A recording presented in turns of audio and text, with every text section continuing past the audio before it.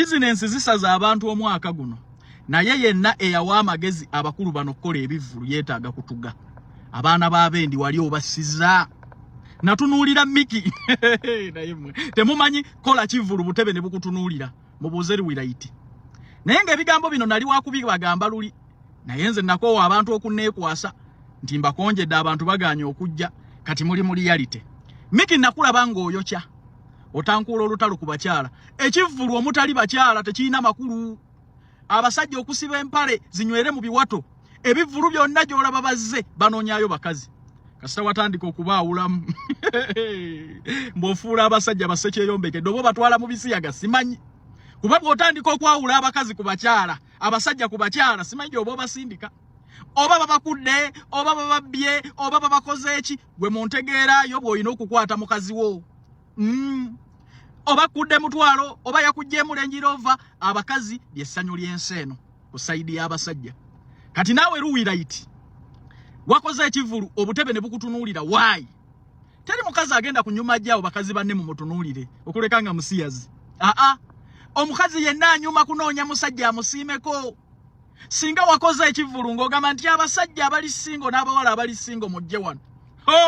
Wandirabye bwe tuboogeeyo. Naye gwe n'oyita abakazi mbwe empawa hakuki. Munoonye obufumbo mufumbirwe mugende muwoleze abasajja empale. Mugende muyonje abasajja. Wabirabye kati oddangamu okwerijjalijja ku basajja. Micky naye walaba kye bayita abakyala. Oddangamu okubeerijjako n'obawulira. Abakazi n'abasajja mubaveeko abantu abali mu mukwano gwe gubeezaawo abantu. Singa tewaliiwo kwagalana mu nsi eno nze nkubuulira tewandibaddewo yeekulaakulanya. Ekikeeza abasajja bagende banoonye ssente wano na wali batobe kusanyusa bakyala. Nze mbabuulira. Ekyambaza abakazi banyume ajeyo akagatto basajja. Bwe buli lwokola ekivulu ng'otandise okwawulamu jjenda mbu mulwanisa mukwano. Mwagala kuyigiriza abantu bisiyaga koma nnyoko. Bampita Kaluvini Kayanja ayagala ogenda ebweru kwata peni n'olupapula. Abantu neetaaga batono nnyo ku luno mugenda kuba mukola bwa waiter na bwa waitress ku wait akasente ko oteekamu nga visa kuli mu ngalo. Nammwe abasobola okukola nga ba Erepa Dubai ne bakirina Saudi Arabia mbeetaaga. Omusala gutandikira ku M1 paka miliyoni 2 bantu bange. Interviews zino zigenda mu maaso abawalabu barandinze dda webali. Gwe nnoonyaako ku noti 7 oba noti 7 emirimu gyonna gye mba njogeddeko bakusuza bakuliisa ate era nga bakujjanjaba ne ka vacation buli mwaka nakabateera mu contract zenkolako. Asio bamaze banga nga bamutiisa batiisa family ye ne bazadde be babadde nga bamugoberera era kunaku lwa nomination yawambiddwa.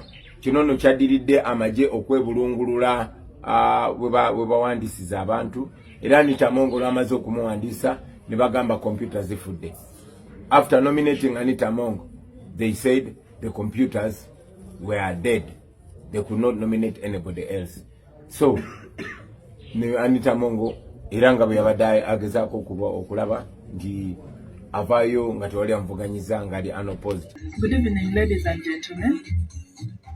My name is Asio Florence, the NUP flag bearer for Women MP Bukedya District.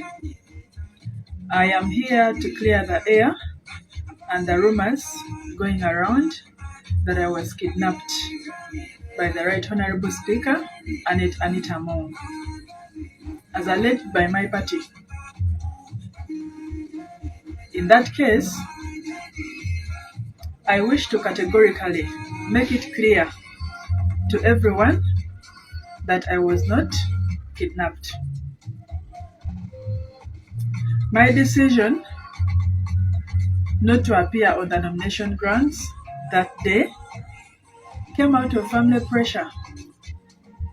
Being it that I am a daughter to the Right Honorable Speaker. So, due to family pressure, I had to pull out. My decision and my intentions to contest came in on a short notice that my family was not aware of, and it came to them as a shock on the day of my unveiling. That is when the pressure started mounting. I didn't take it seriously, but I couldn't hold it anymore. I thank you all for listening. I appreciate you all for your understanding. May God bless you.